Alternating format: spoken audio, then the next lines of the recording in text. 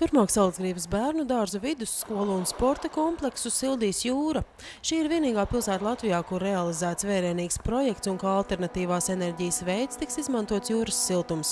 Šodien notika jaunizbūvētās centrālās apkuras sistēmas atklāšana un pašvaldība atzīst, ka ar ļoti lielu interesi sekos līdz, vai viss būs izdevies kā plānots. Šim projektam būs arī monitorings tiks veikts, tā kā būs pilna informācija par tā projekta rezultātiem, tā kā katrs varēs Latvijā mācīties, varbūt no kļūdām. Es ceru, ka šīs kļūdas tiešām nebūs daudz, un tie, kas dzīvo pie lielām ūdeņu tilpnēm, arī tie varbūt nākotnē var kaut ko tam līdzīgi izmantot.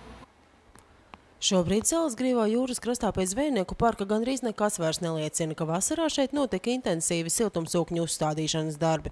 Lai saudzētu vidi, caurules kāpās un jūrā tiek ievietotas ar īpašu urbja palīdzību, izvairoties no tranšeju rakšanas. Būvnieki, kas līdz šim bija pieredzējuši zemes siltumsūkņu uzstādīšanā, atzīst, ka šis ir vēl izdevīgāks enerģijas avots. Enerģija nāk no jūras praktiski, no mitras vīdes, kur siltuma apmaiņas procesi ir noteikti daudz aktīvāk un attiecīgi starpības starp patērēto un patērēto elektroenerģiju un saražotu siltumu varētu būt krietni lielāka.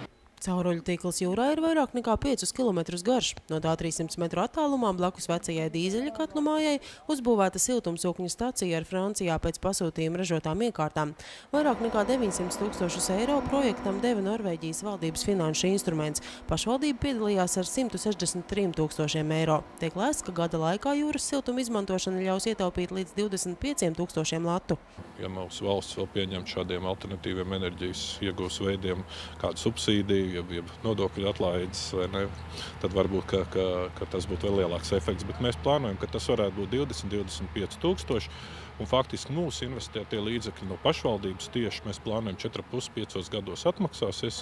Vides ministrs, kurš arī šodien bija klāt šīs siltuma apgādes sistēmas atklāšanā, atzina, ka tuvākajos gados par alternatīvās enerģijas izmantošanu mums jādomā pastiprināti. Līdz 2020. gadam Latvija ir apņēmusies 40% no izmantojamās enerģijas iegūt ar atjaunojamo energoresursu palīdzību. Šī ir vieta, uz kurien var braukt citas pašvaldības mācīties, kā piesaistīt līdzekļus, jo tas neapšaubām arī nepieciešami līdzekļi, un kā izmantot tiešām vietējos Latvijas resursus, lai mēs tiešām būtu energo neatkarīgāki.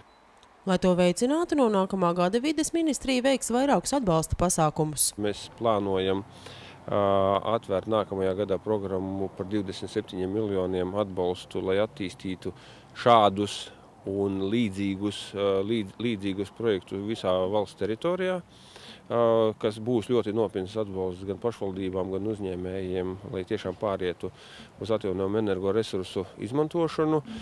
Tas tāpatās būs arī atbalsts arī tieši no klimata pārmaiņu finanšu instrumenta pašvaldībām, lai pārietu uz vidē draudzīgāku ielu apgaismojumu, tātad uz LED apgaismojumu, kas ilgāk kalpo un mazāk patērē enerģiju. Un pati būtiskākā, manuprāt, būs programma, ko mēs arī realizēsim, tā būs atbalsts mājokļiem. Tas ir mājasaimniecībām, respektīvi 11 miljonus latus mēs esam ieplānojuši kā atbalstu privātajām mājām, tajās vietās, kur, teiksim, ir problēmas ar enerģiju, dažādu piesaisti, ka viņas varētu kļūt energo neatkarīgākas, izmantojot zemes siltumu, saules, mazās vēja stacijas un paši sevi nodrošināt ar nepieciešamo enerģiju. Salacgrīvas novads sevi ir pasludinājis par zaļo novadu. Tad darbojas vēja ģeneratori, ielu apgaismojumam izmanto saules enerģiju, un, ja viss veiksies labi, iespējams arī jūras siltums varētu tikt izmantots vēl plašākos mērogos.